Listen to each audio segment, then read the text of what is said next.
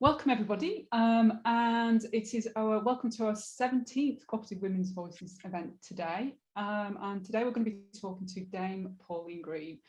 So for those who don't know, which I'm sure everybody does know, Dame Pauline Green was the first woman president of the International Cooperative Alliance and has been part of the UK cooperative movement for over 40 years, from being a co-op member of the European Parliament to taking up the post of Chief Exec of Co-ops UK in 2000. The Chief Exec, Co-ops UK is the apex body for all co-ops in the UK. So Pauline retired from Co-ops UK in October 2009 after being nominated to stand for election as president of the ICA. So Pauline, we're absolutely delighted to have you with us here today. So just before I hand over to Bex and Pauline, I'm just going to give it a very brief introduction to the Co-op Women's Voices and us. So I'm Sarah Aldridge, so I'm the head of international partnerships of Cooperative College. And this is Rebecca Harvey, who's the chief editor at Co-op News. So Co-op Women's Voices is a joint project between Co-op News and the Cooperative College, where we run a series of conversations with women across the global community. And as I said, this is our 17th conversation. So the overarching goal is to raise the profile of women's voice across the cooperative movement, and to engage in rich and creative discussions on women's influences and the moments that have shaped them. So these women are role models for other women, so it's important to know the sources of their lives, their journeys and their passions. And this is why we've given extra time today just to speak with Dame Pauline Green about all these things. What's the source of Pauline's life? So as I said, we are absolutely delighted to welcome Dame Pauline Green. So Pauline was born in Malta to a Maltese mother and an English father. Pauline is one of 4 children, she's number 3, and has a strong political awareness growing up and around the Hungarian uprising, which I'm sure she's going to touch upon. And this political awareness has really shaped Pauline's life. So, and this is all going to come out of the conversation that Bex is going to lead on. So before I hand over to Bex, just a really quick housekeeping. So you'll notice that we've put you on mute. So pop any questions in the chat function, and what we'll do is we will field those questions, and probably towards the end we'll probably unmute you and get you to kind of engage with some in that. So now it's over to Bex and Pauline. So, and welcome again, Pauline. It's an absolute delight that you said yes, and it's an absolute honour that we're here talking to you today. Thanks, Sarah, and hello everybody. It's great to see some familiar faces and some new faces at today's Co-op Women's Voices. And Pauline, let me just echo Sarah and saying thank you very much for saying yes to this interview. We've spoken to some fantastic women in this series, and we'll hopefully speak to many more as well. But today is all about you. So Pauline, can you introduce yourself? Who are you? What do you do? Let's start with that. Well, listen, before we start, just let me say I think this is a great initiative, because having travelled around the world like I have, and for the co-op movement and politically as well, of course, from my former role, what's clear to me is that there are so many absolutely competent and highly qualified and really inspiring women around the world who just can't make their voice heard. And I think this is a great way of trying to encourage women to take on the world, really, and allow their own self to be identified and to hear their voice. So thank you very much for the opportunity, and it's a great initiative. Carry on. So you want me to introduce myself, right? Yeah. Okay.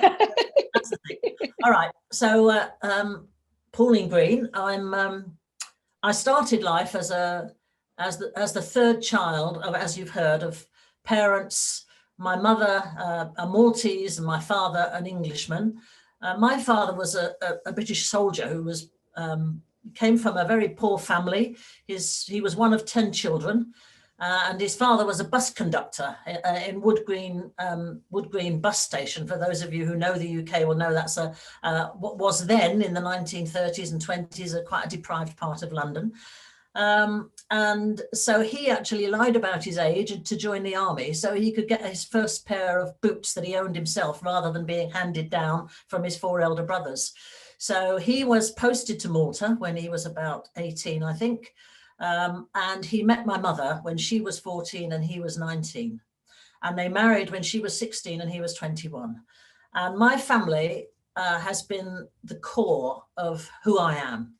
It was a very strong, very loving family. They loved each other to bits, and they loved their children. So for me, it was a very happy, it wasn't a very rich by any means family, but it was a very happy family, and it was the core to who I am. And when we come to the other questions I'm sure you're going to ask, my mother, who only just died at the age of 94, 18 months ago, she was hoping to last as long as the Queen, because she was 7 hours older than the Queen, and but unfortunately she didn't quite make that. She's been an absolute strength. She was the Mediterranean matriarch who kept our family together. My father was the good, solid, stable, common sense Englishman who kept my mother's Mediterranean emotions in check a bit. So we had a lovely household. We were always laughing. We had lots of laughter and lots of fun. For me, my family and my home has always been the core strength that I came back to relax in, to feel safe in. But it's been an enormous strength to me. So that's how I came to believe that whatever I wanted to do, I could do. And my elder two siblings, they didn't go to university. They left school at the first time and went to work. My brother and sister, I wanted to go to college, and my parents had a long discussion. Should she go? Why should she go? The others didn't go. And in the end, it was my father who said, look, she wants to go, let her go. And I went. And after 2 years at college, when I got a job, my first pay packet was bigger than his.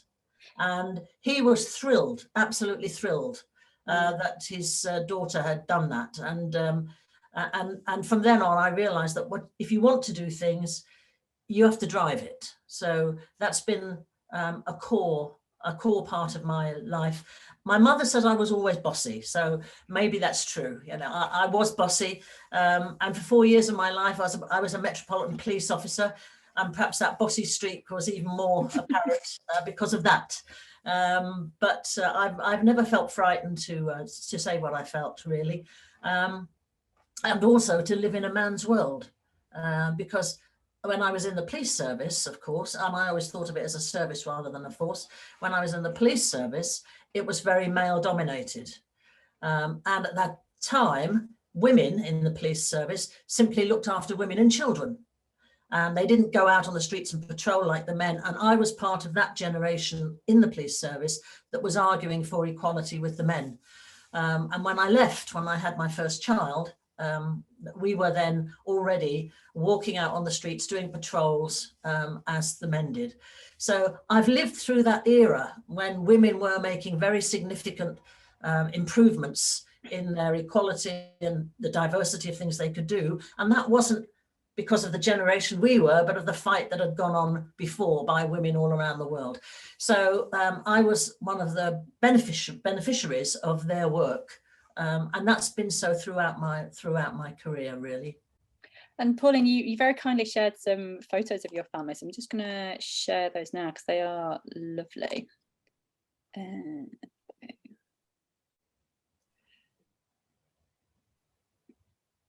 So there's me in the middle. Ah. That's me in the middle. I guess I must have been about 12, 13, 14 months there. Bit chubby, but that's always been a problem for me. Never a problem. And who have we got here? That was taken, that's the family in all of it, with me sitting on my father's knee. And that was taken because my mother was a Catholic. We were brought up as Catholics, and that was taken on the day of my first Holy Communion. So it was the traditional family photos. Aww. No, that's lovely. So you were born in Malta, Pauline. Where did life take you? So all around, really, because my father was a soldier. From Malta, we went to, I've got to remember the order, we went to Germany. We were in Germany for a while. That's not long after the Second World War, of course, and that's where the whole issue that Sarah mentioned of the Hungarian uprising, because my political awareness started very early. I was a soldier's daughter, and it was just after the Second World War, so that history was still very much alive. And being in Germany, of course, it was even more alive. But at the time of the Hungarian uprising in 1956, I remember that, even though I was very young, because in Britain on the 5th of November, we always have a great big bonfire party. At least we did in those days, massive parties where you'd have fireworks, and remember Guy Fawkes, who tried to blow up the House of Commons. And always in an army camp, you always had great parties for the children on bonfire night. But I remember in 1956, we couldn't, because we were told there were Russian troops just over the border in East Germany, and they were expecting an invasion. So we weren't allowed a bonfire party. So political awareness, even in a child like that, has some impact. And the fact I remember it and still remember it. And the other thing I remember in Germany is the fact that I was of that generation that learnt about the cooperative pioneers, the Rochdale pioneers, in school. That hasn't happened for decades here, although I think it's starting again now. It has started again now. But I was in primary school in an army barracks and an army school, and we learned about the Rochdale pioneers. And I can still remember the face of that teacher, because I was very fond of him, and he told us the story of the Rochdale pioneers. So I've grown up knowing about cooperation. So you can see it all beginning to come together, really. All coalesce, yeah. I mean, one thing you mentioned, or I guess maybe you could talk about yourself, but about what was it about politics that really drew you? What drew your interest in that? Yes, well, to start with, you know, when it's probably not so prominent then, but then now, but then girls, when they were at school, they used to carry pictures around of their favorite pop stars and things of that nature. I guess they still do. I don't know. I have to ask my grandchildren. But anyway, I didn't. I was always enamored by politicians. So in my era, as I was growing up, John Kennedy, he was a very flamboyant, exciting, new voice of politician, really, quite a different politician from what we'd seen in the past. And I was very excited during that period. It made me begin to see that rhetoric and the way people speak can actually change the world, and for good. But it aroused in me a desire to try and find out how you influence the levers of power. And as I became older, that's where that interest in politics took me. I can still remember where I was when John Kennedy was assassinated, and that's one of those moments in my mind, that he was so important to me as a figure. I also liked some of the leadership in some of the communist countries in Europe, particularly in the Czechoslovakia as it was then, when they tried to humanize, give a human face to communism. Socialism with a human face was the name, and that appealed to me a great deal. So already my political leanings were becoming established, and I'm beginning to think you have to be involved in politics to effectively try and change the life that you see around you that you don't like, because all these things. A lot of people nowadays say, oh, we're not interested in politics. Politicians are all the same. But actually, you have to be interested in politics, in my view, because it's about the way we live. And it won't change if people don't change it. So I became very much a political activist in my younger days. And when I had my children and I wasn't working for 3 or 4 years, and I very much got involved in local political campaigns, little things like trying to get crossing patrols outside of children's schools, so there were no accidents, that sort of thing. But it was a start. So yeah.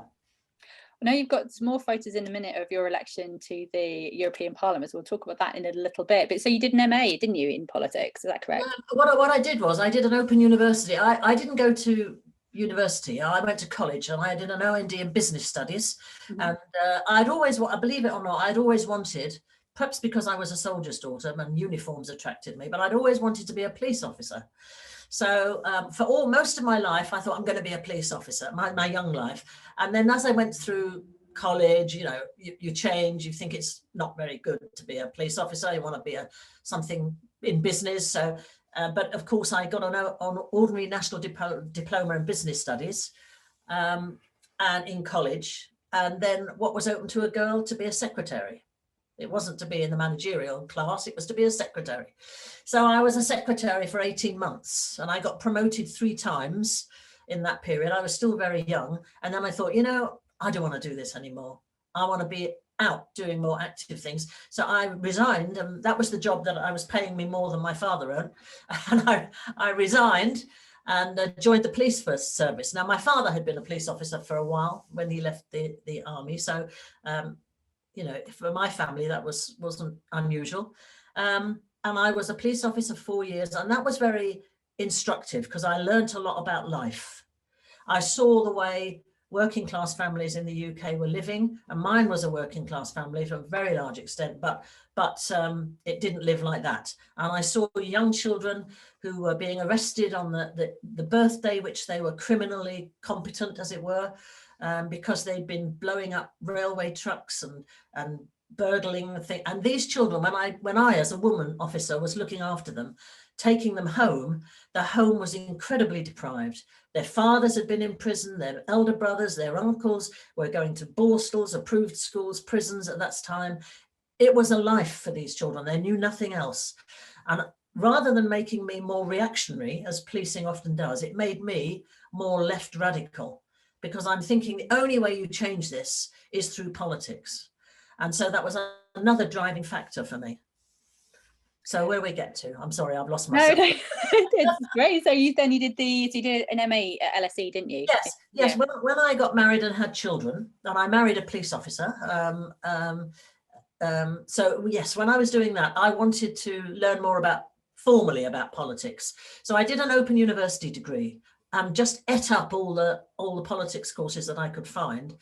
Got the degree, got a BA, and then went. I thought, you know, because it took me several years doing it part-time, and I thought, oh, good, I finished studying now. But then I missed it, and I decided I would do a master's degree, a Master of Science at the London School of Economics. So I did that in comparative government, and I majored on looking at those in the communist world who wanted to reform communism and those that didn't. And so I did a comparative study of those, but that was also very interesting for me. So I got a master's degree from the London School of Economics, and then I was ready to face the world, I guess. My children were then at school. They were, my mother came and looked after them for a year till they settled into a sort of pattern, bless her. And I went out started going to work. Initially, just part-time things, like I taught at a local college, teaching citizenship things, what trade unions were, what politics was about, what political parties, how the government worked. Then I worked with children who had been thrown out of school for being difficult children, and it wasn't very advanced in those days. And I worked in a special unit for children like that.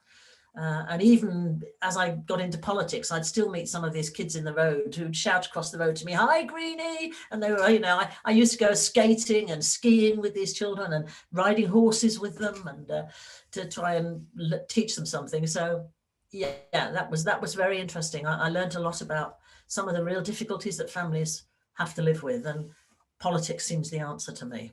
So I got the BA, I got the Master of Science, MS, MSc, and then I went to work finally for the co-op movement. And what was that for? Which part of the co-op movement initially? So initially I worked, because I'd done some courses on Europe, the European Union, when I was doing the OU, the Open University. I went to work as the research officer on European affairs for the Cooperative Union, as it then was, which is now Co-ops UK. And I worked in London in a London office, which was sharing a house with the Cooperative Party, which was on the ground floor and we were on the top floor. And our role was to look at legislation from Europe and see how it would affect the British co-op movement or the British food industry, because we were part of that. And from that role, another campaign started. I was always into campaigns somehow. They just seemed to fall into my lap. So we realized that this was time of Thatcher, Margaret Thatcher, and she had introduced something called the single market to the European Union. And the British Commissioner, Arthur Lord Cockfield, introduced 300 pieces of legislation to Europe that would bring in the freedoms of movement, people, services and goods across Europe. So that's how we've got where we were when we left the European Union. This free movement of all these things was brought in by a British commissioner. at the instigation of a British Prime Minister. We realised, looking at this legislation, that there was one missing, that there was nobody who'd thought of the hygiene rules that should apply to food. So what the theory was, the principle was, that if a product was approved by the government of its own country, it could move safely around Europe. But we needed to make sure that the hygiene standards across Europe, and you're talking about countries from Scandinavia to Greece, you needed to make sure that the hygiene standards were all the same. And the co-op movement fought a campaign to put another piece of legislation into the Single Market 300 programme. And I led the campaign with some people from the co-op, what was the CWS, the Co-op Wholesale Society, which is now the Co-op Group. And their technicians did the detail of the hygiene for us, and their trade specialists identified the products, and I did the lobbying with them in Europe and around the food industry around Europe, as well as in the UK. So it was a very exciting moment, and we actually got the European Commission to agree that they had to be 301 pieces of legislation, and the Food Hygiene Directive came into being through the co-op movement in the UK, and we gained a load of kudos for that. And when I was then elected to the European Parliament, my bit of legislation was going through the Parliament, and I became the rapporteur on it, because I knew all the food industry, of course, and I made the amendments needed to make it absolutely right, so that there was a basic level of food hygiene which nobody could slip under across the whole European Union. And I dealt with that, and my amendments came into law in the UK in a Thatcher government. I was really chuffed about that, I must say. It's a phenomenal achievement, isn't it? It's quite a little known fact about the co-op movement's influence on that piece of legislation. Yeah, it was at the time. It was big news at the time, certainly within the food industry, and but obviously these things slip. It's a long time ago now. Even I nearly had forgotten about it till I started talking to you. Right, I'm going to share some more photos now, because you've got some from your time as MEP. Yes. And those people in the UK will recognise that was my first election to the European Parliament. You will recognise the guy on my left, right as you're looking at it. He is the Lord Graham of Edmonton. He was a wonderful, wonderful cooperator, but that you can see just at the bottom of the picture a huge rosette. And he was an MP, a co-op MP, and he had lost his seat. And my European seat was within his old seat. It was a bigger constituency for Europe. And he had that big rosette that one of his constituents had made for him for the election that he got defeated at. So he never used it. And he said it to me, will you put it under your jacket? And when you get elected, hold it up, because that woman's still alive and she'll be so thrilled. So that's what we did. And the guy on the left was my all-time really best friend, Ray Collins, who was my political advisor throughout my political and co-op. He was also a co-op man. I stole him from Enfield and St Albans co-op, and he became my political advisor. So it meant a great deal to me, to those two guys. Oh.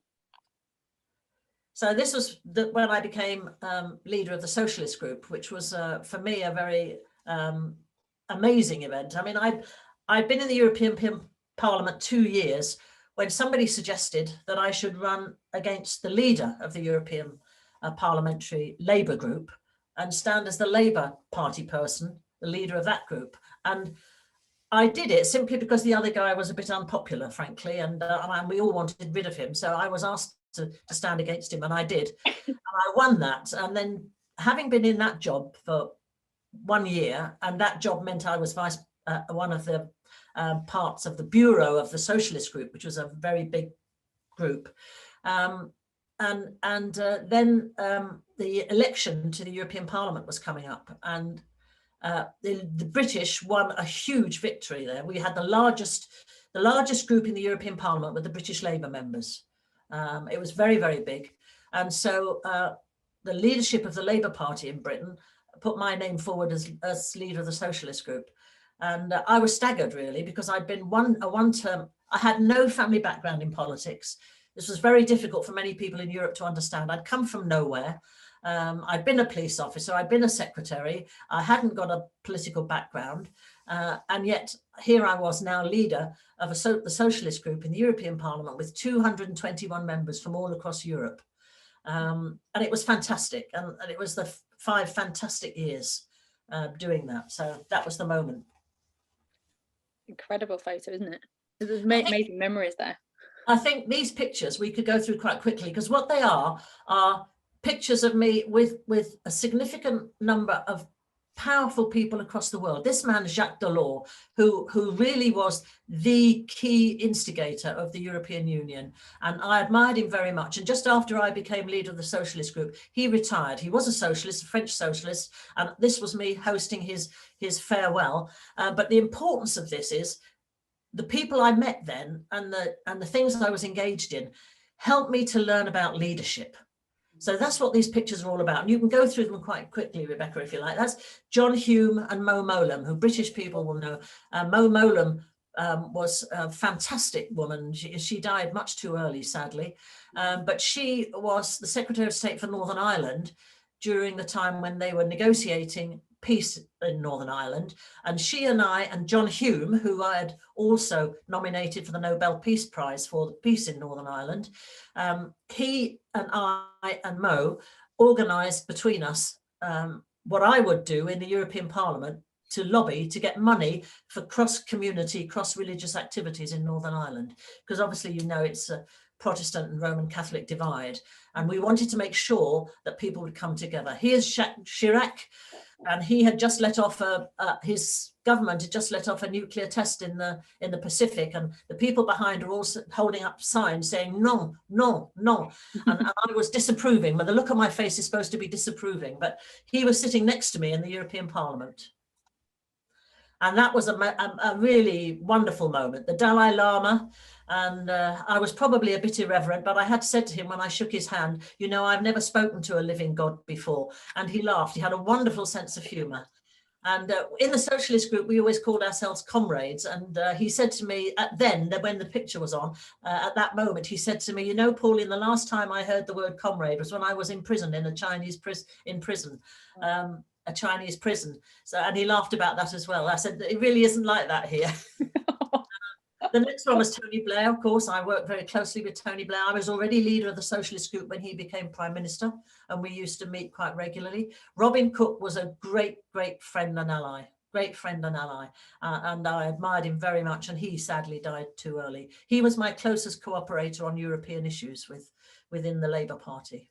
So it was a very I worked with 15 prime ministers across the European Union as leader of the socialist group. And when the left became prominent in Europe, when they used to meet, I used to meet with them as leader of their political group. So I was working with, at one time, 9 or 10 prime ministers and other party leaders from across Europe.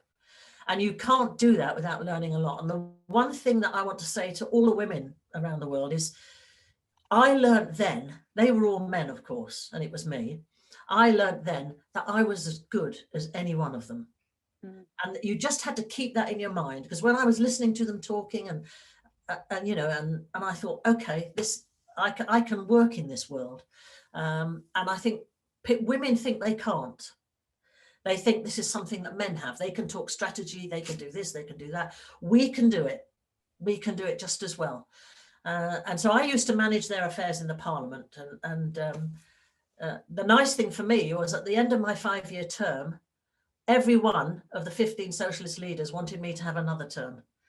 I didn't get it because for other reasons, but that was nice, because I thought, okay, they see me as a player in up their level, and I thought that was great. I was very it really means you've been seen and seen to be doing. Yeah. But that's one thing I'm getting from the conversation, Pauline, is that you're very much a doer. You're very, very much a doer.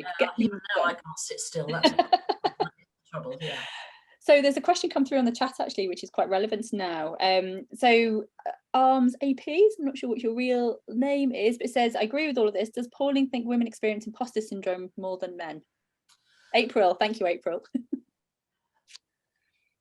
Now, I've got to be honest with you, I'm a bit out of touch with things. Just explain to me what imposter syndrome means. Where you think that, so there's a there's a saying that goes around where men apply for a job if they think they can do it. Women will only apply for a job that they know they can do. It's about women being in a position where actually know, oh no, I can't do this, I shouldn't be here. Yeah, exactly. I think that's absolutely right. I've got no doubt about that whatsoever. The only thing that I think may be changing is when I look at the way girls are now achieving at school and university, certainly in this country, they're out to playing their male counterparts in many areas. And I think maybe that may over time, of course, it's not going to happen quickly, but hopefully it's going to change and women are going to know they can do just what they want to do. And for me, that was a turning point. Seeing those guys, listening to them, knowing that they weren't thinking any higher thoughts than I was thinking, you know, and yeah.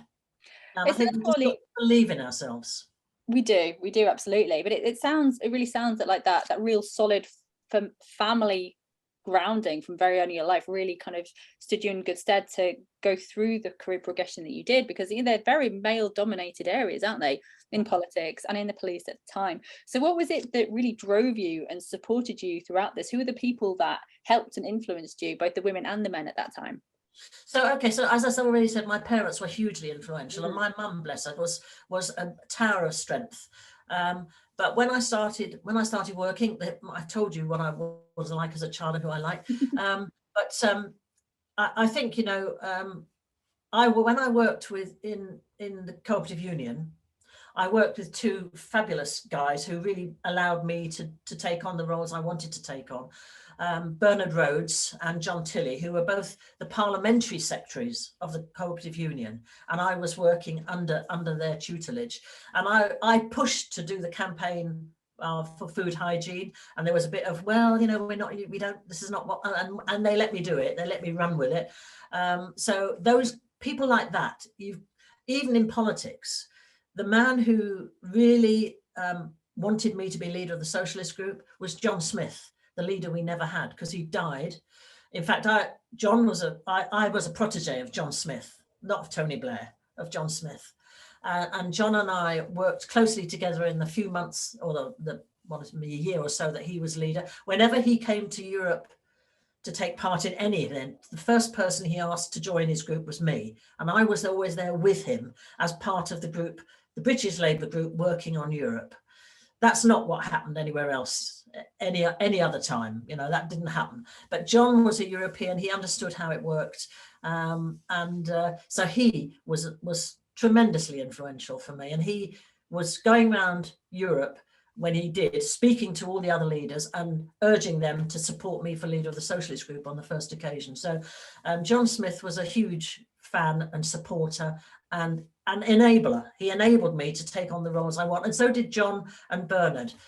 So I owe a lot to those men. It was men at that stage. Were there any other women who supported you during that time, or was it mostly men, do you think? You know, it was mostly men. There were people like Mo Molam. Mo was a great person for encouraging and supporting women. But I only saw her occasionally because I was working mainly in Brussels and Strasbourg, and she was in the UK. But yes, there were women who were supportive. Fantastic. Okay, Esther, I know you've got a question. We're gonna touch on that later, so I will make a note of your question, and we'll ask that one very, very shortly. But for now, Pauline, let's bring it back to cooperatives and cooperation, because after Europe, you joined the Co-op Union again. Yes. So talk a little bit about that? Having had this huge sort of input for 5 solid years, it was wonderful work, but very hard and laboured. And learning what I learned from it, I decided I couldn't sit on the backbenches in the Parliament, and I resigned my seat. And particularly when I saw the job advertised as Chief Executive or General Secretary, as it then was, of the Cooperative Union. So I applied for that and I got the job. And I was very thrilled to be doing that. And it was clear that the Cooperative Union was in some difficulty. Members had been leaving, and they'd been wanting to cut their subscriptions because they didn't think they were getting enough benefit. So we had a massive job of redrawing what a cooperative union could do in the modern era, as it was then.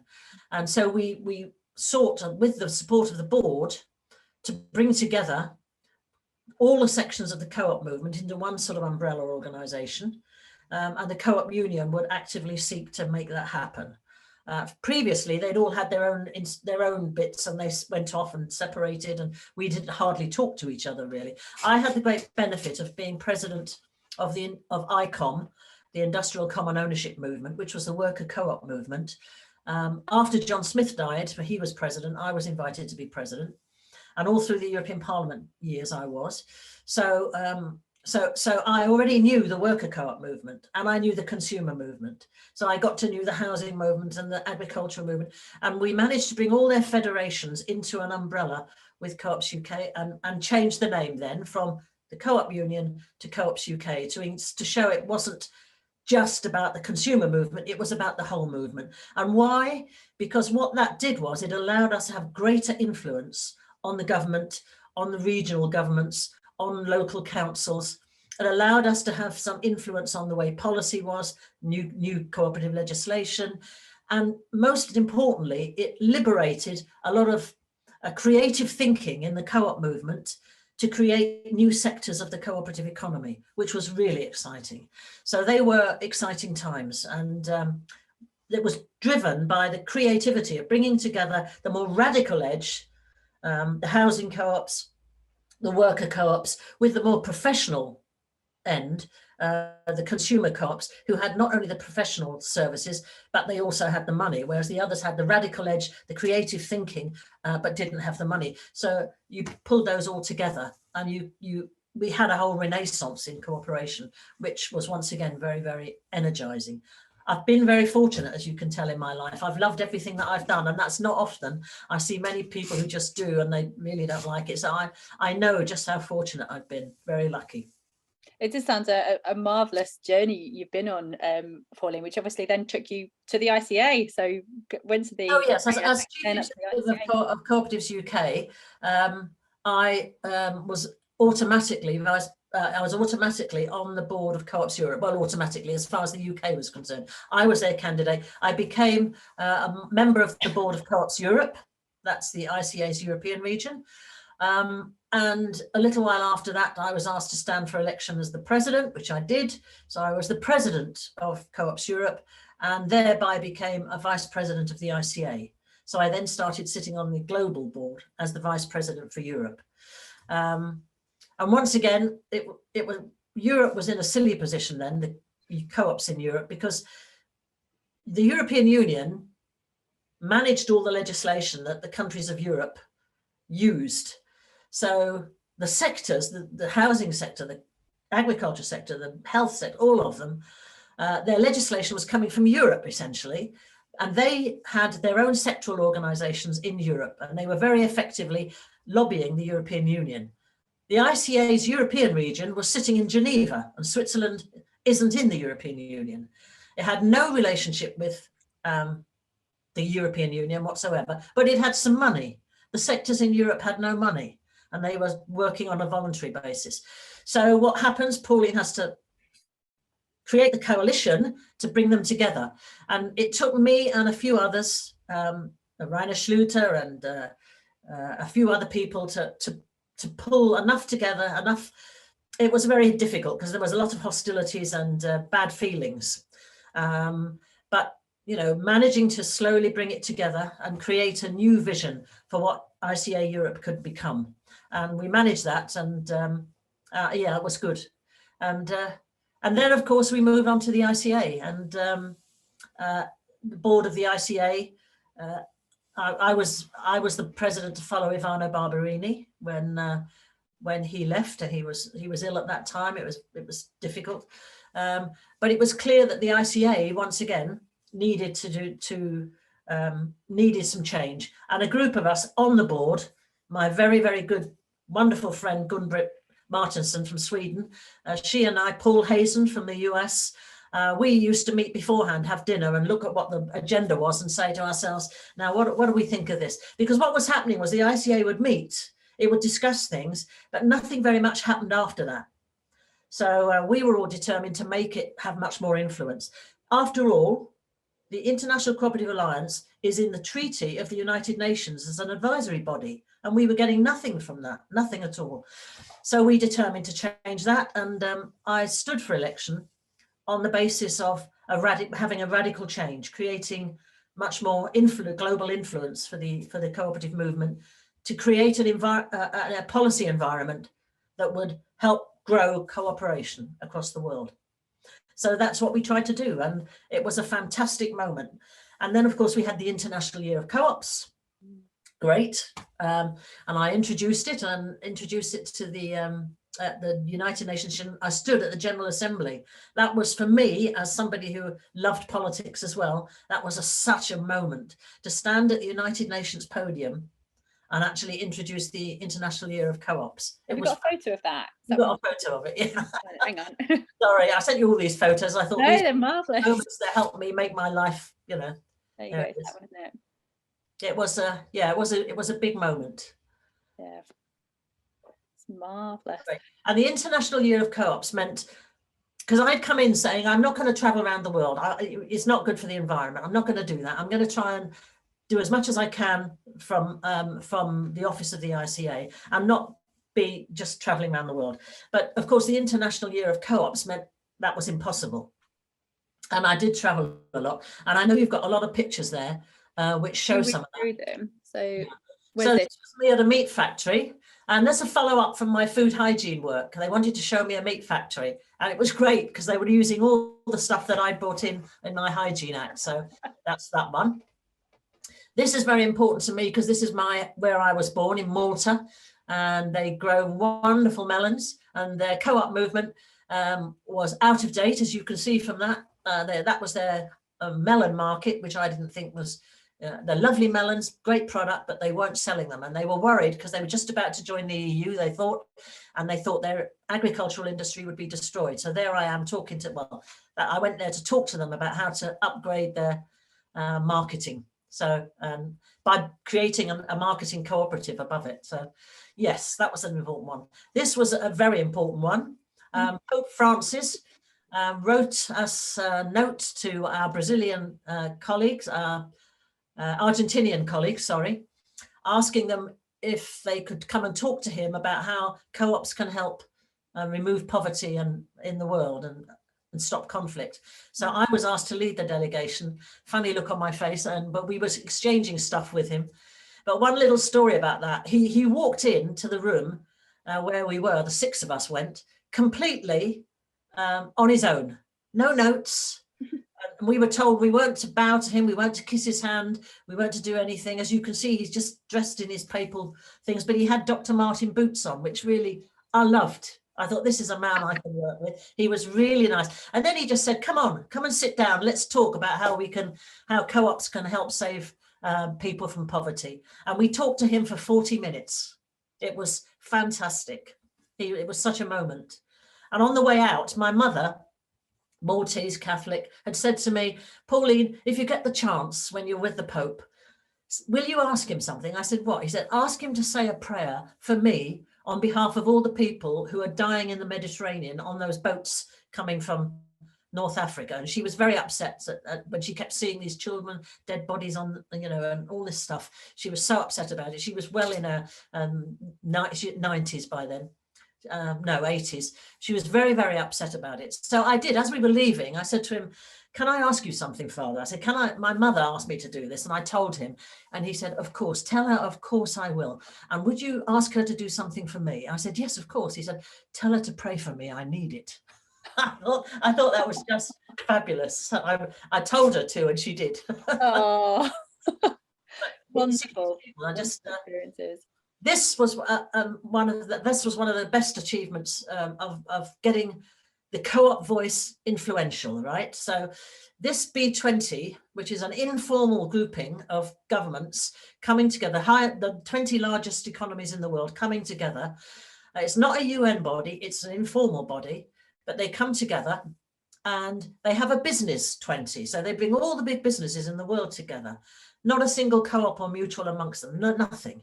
So what we did was we fought a campaign which was started by Jean-Louis Bancel in France when French held the presidency of the B20. Didn't succeed then, but he went to Australia then, the presidency, and with the help of the Australian colleagues, we managed to persuade them to introduce an invitation to the co-op movement. And this was the first one we went to. It was a great, and I think they're still going now. I hope they're still going now, because the co-op voice is very important if we want to demonstrate that we have a different way of doing business. And we had some interesting talks when I was there with major businesses who suddenly realized that we could organize on the ground, because what most people don't realize is the co-op movement in some parts of the world, 60% of the real economy on the ground is cooperative. And that's so exciting when you realize that somebody like Cadbury is saying to us, you could actually organize the co-op farmers for us and do the negotiations with us through the co-op rather than individually. And you know, that's the realization that we need to happen, how we can build our movement across the world. So it was very, very exciting. Indonesia, is it? Yes. When I traveled around the world, going to meetings, whatever, I always asked to go and see local co-ops, because that's the real essence of who we are. This was a fantastic event, because these are one man in a long boat rowing and with long I'm not a fisherman, obviously, long rods, and coming in with the most fabulous tuna and really good products. But their marketing, once again, was poor. And so I was there with Robbie Tullis, who some of you may know, and we were talking to them about how they can improve their marketing. So it was a really, really interesting meeting. Robbie's still very active. He's wonderful, isn't he? He's very wonderful, yes. Lovely women from Nepal. I had a most fabulous meeting there, and they all came into a massive stadium. They were fabulous, and I was so excited and thrilled to do that visit. It was just a couple of years before that, a few years before that horrific earthquake, and I thought about them so much during that time. But this is just typical. Everywhere I went, I was always happy and pleased and asked to see the women. And on some occasions used to say to men's delegations that this won't do, you know, you need to bring women with you, because there are some places in the world where they do have women active, very active women, like here, and the women here were in some very prominent positions, which was nice. But some parts of the world, they have women in their medium strata, but they don't ever let them up into the really senior levels, and that's got to change. And so we were trying to encourage that. And these lovely women, look at them, they were just such good advocates, very competent, highly qualified co-op women. Did you see much change in terms of that, in terms of the number of women engaging at different levels? I saw change across my whole life. It was getting better, but I'm not sure where it is now. During my time, because the last few years have been difficult ones, let's face it, and we know that the first thing that goes is equality and whatever. So yes, there were more women coming through in senior places in co-op, certainly insurance, in banking, in consumer, and some of those areas, credit unions. Yes, there were some more coming through, not by any means enough, not enough at all. When you think how large the number of women are in co-ops, there's not enough women leaders. But there are enough qualified, competent women out there to be, leaders, and we need to keep encouraging them. What's this? This was the International Year of Cooperatives, and there was a big meeting in Manchester, Co-ops United, if you remember, and a group of the guys, with the aid of the lovely Bernadette Turner, decided we'd have a football match, and so they created these shirts, and they did actually play a match against British cooperators, I think. It was very, very exciting, and they all had these. I had my name on the back, and this was us being silly. So Mexicans, Finnish, Bulgarian, me, German, and Brazilian. Great friends they were, all of them. It was fantastic. We had a good time. And I love this. This was in Paris. They did some very, very innovative thinking. This very Parisian look. Co-ops are sexy. I thought that was great. I've still got that bag. Very, very nice. I used it back on the Eurostar. so everyone could see it. Excellent. A lot. Very Let's nice. look at these last couple of photos, and then we'll talk a little bit about cooperation itself. Who's this? So this is my mother, and I put her there because when I retired, and I retired because I felt I still had 2 years left of my term to run, and I retired because I felt that, well, first of all, the cooperative group, which had been my main supporter, could no longer support me because they had a financial crisis. And although I had offers from other parts of the world to support me to continue, I didn't feel that going around the world saying to people, this is the way you run a cooperative, when I could see the cooperative in my own country who'd been supporting me, A, no longer would, and B, was going in a direction that I didn't like in terms of cooperation, I felt I couldn't advocate for a cooperative movement that needed to be democratic, needed to be open and transparent, and needed to be all the things that I felt were beginning to drift a bit in the co-op group. And so I felt it was more principle to stand down. So I stood down, and in any case, my mother had been a widow for 50 years. And she was coming to the end of her life, and I wanted to be there to support her. My elder sister had died. So for me, it was a very, very important moment. So I'm quite emotional about it still. She looks a very, very friendly woman. That's her 6 weeks before she died. Yeah. And I'd just given her a haircut, which is why, because it was lockdown. Nobody could go to see her but me. Yeah. Another talent, Pauline. I didn't know I could do it. But this is my joy. These are all much older now, but these are my 4 grandchildren, 3 beautiful, lovely girls and 1 quite naughty little boy, but now a big naughty boy. But yes, lovely. And so it's the last, since I left, I have, since I decided not to make any more speeches, except, informal things like this, which is different. I have been able to share the life of my family much more, which has meant a huge amount to me. I've been the main carer for my younger brother, who's got many comorbidities, and I was for my mother. But these 4 are just fab. And when we talk about women, the 2 older girls, the one immediately on my right and left, I've just seen their parents pack them off to university, and I've 2 more feisty, active, engaged, wonderful 19-year-olds I've never seen. I mean, and if there must be loads of them out there like that, and I think that's the future.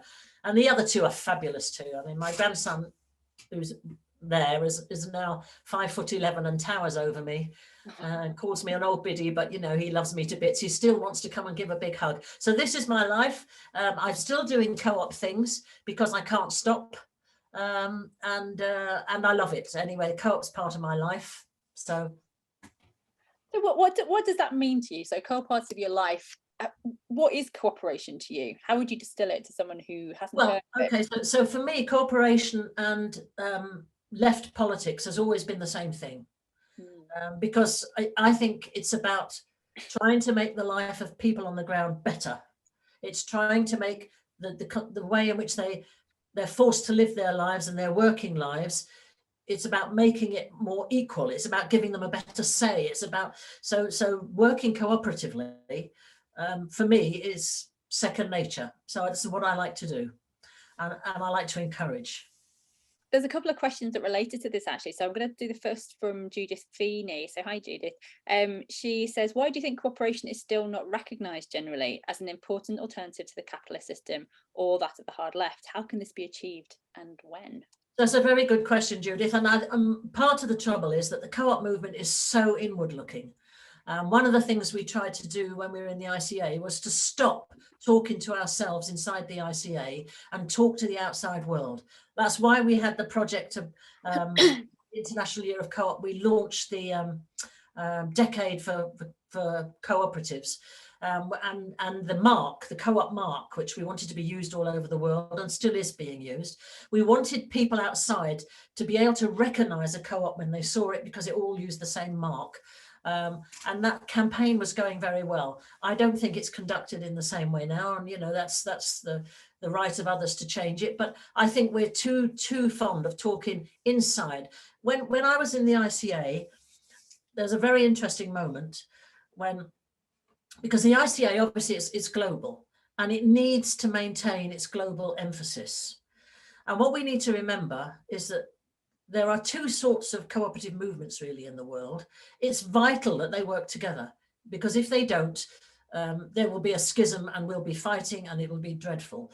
But Jean-Louis Bonselme identified it to the board when I was president of the ICA very well. He said, look, the old established co-op movement, which tends to be found in the more economically successful, well-developed nations, is a much more professional, bodies now with a smaller membership.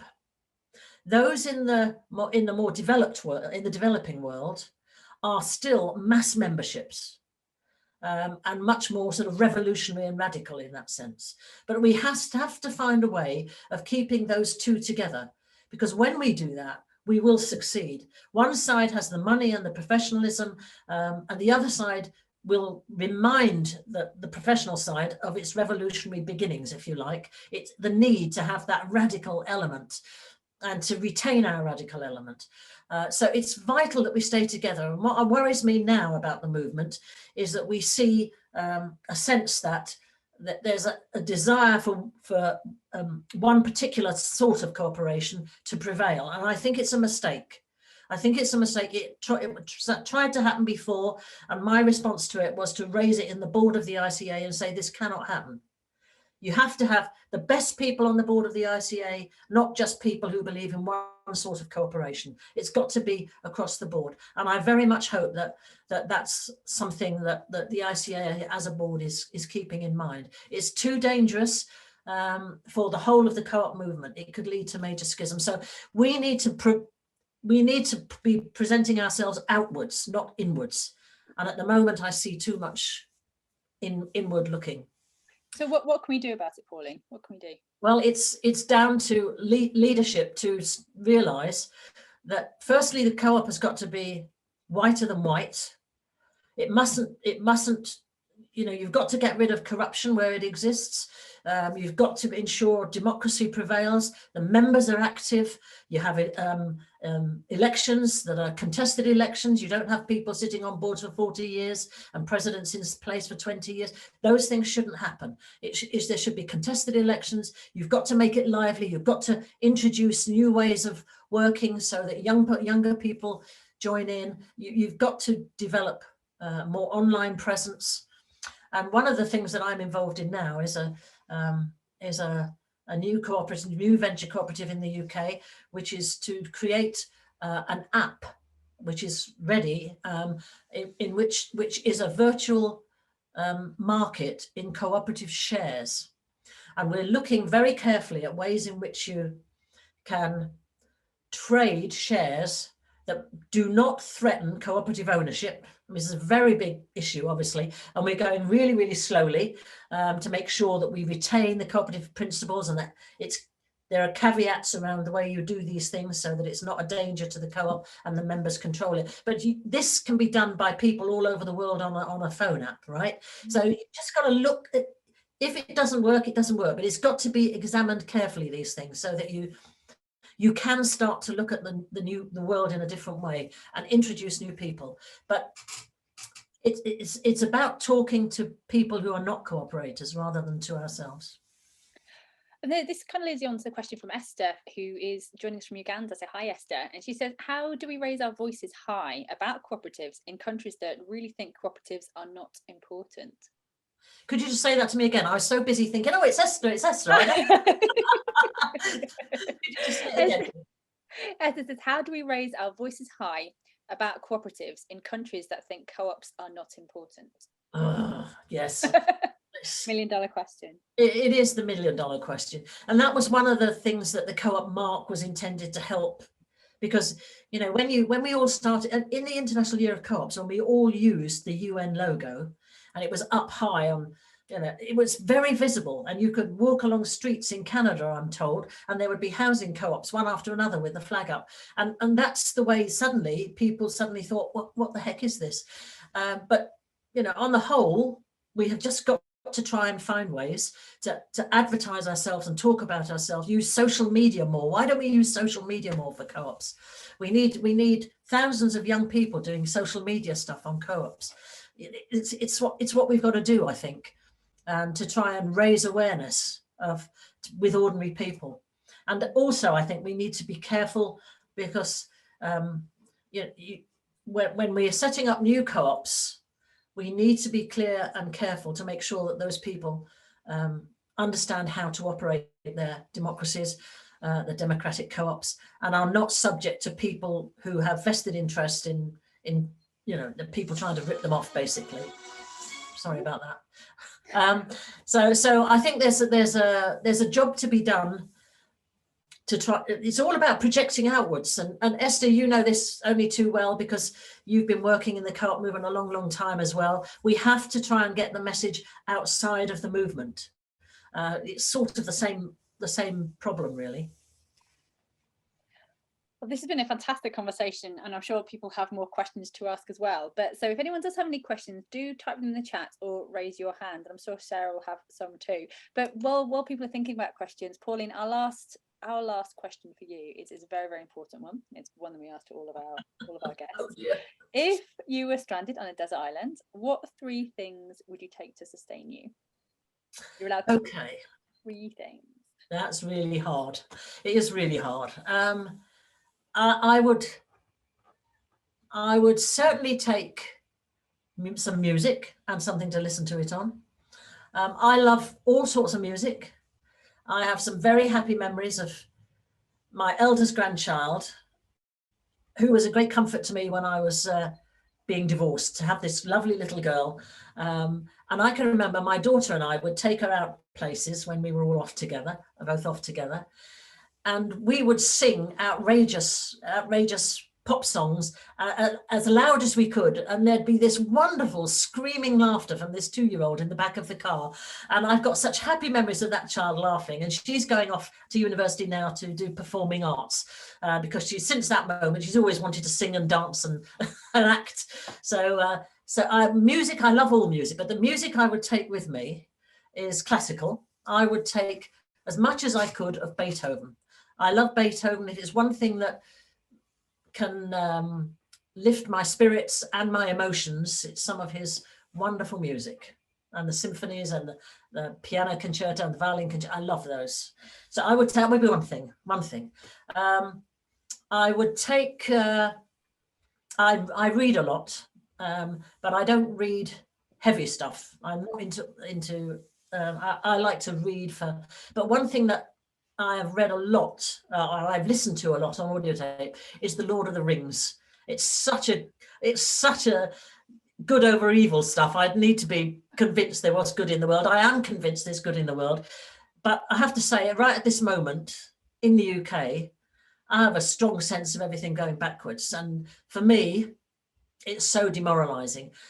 So I would take something that I could read like that. And the third thing is I'd like to take my current partner, Bob, with me, if that's allowed, because he and I, both co-operators, and Bob, you know, he and I go back a long way. He and I and his wife and my ex-husband, we were friends, and I got divorced, and then sadly, Bob's wife died, and my sister died a week after his wife. So we were commiserating and had a few dinners together, and suddenly here we are thinking, well, there'd be 2 less lonely people in the world.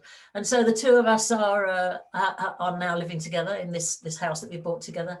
And yeah, we know we're compatible because we lived for 2 years in lockdown together. So we can do it. And it would be such a pleasure if I could have him with me.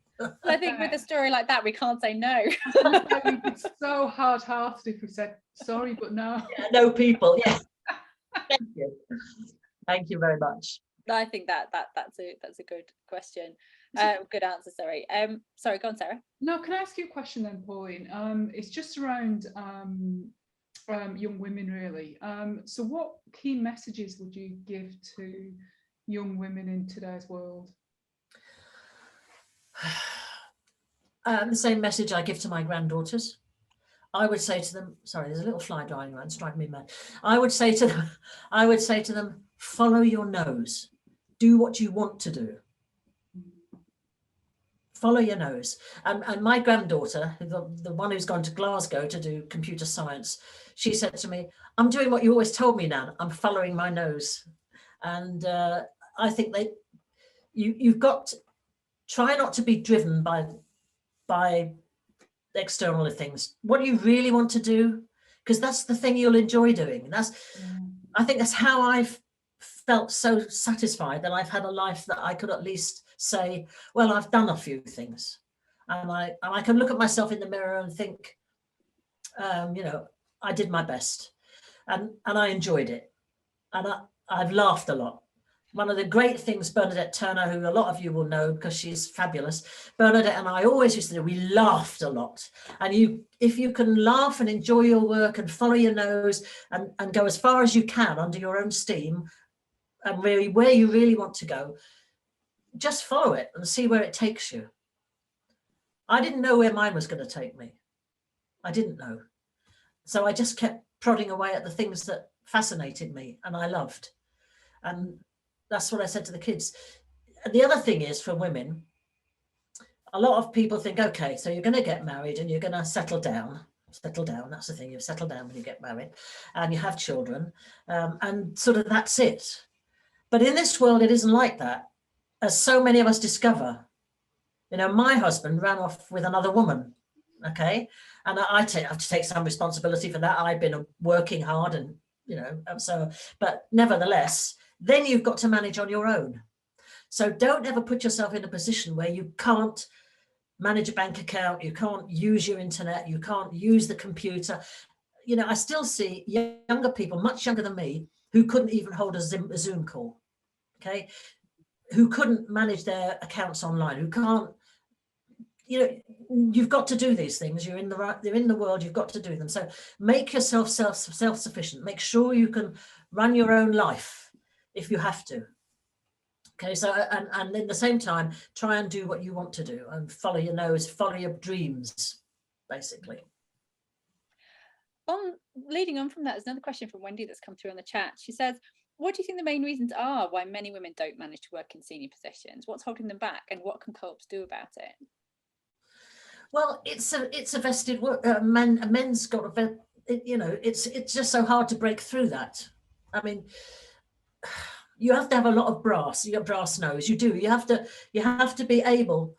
I've never suffered from a lack of confidence, as you probably realise, and I feel for women who do, and I understand it, because if you're in a situation where you've never had that ability to be equal amongst you know, equals, what's the expression?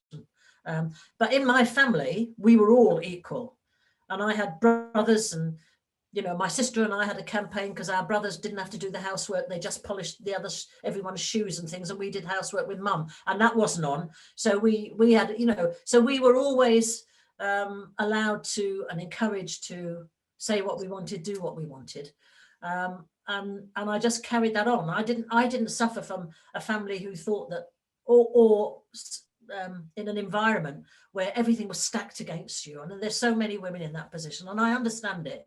But if you can honestly say to yourself, I know I can do this. I know I can do it.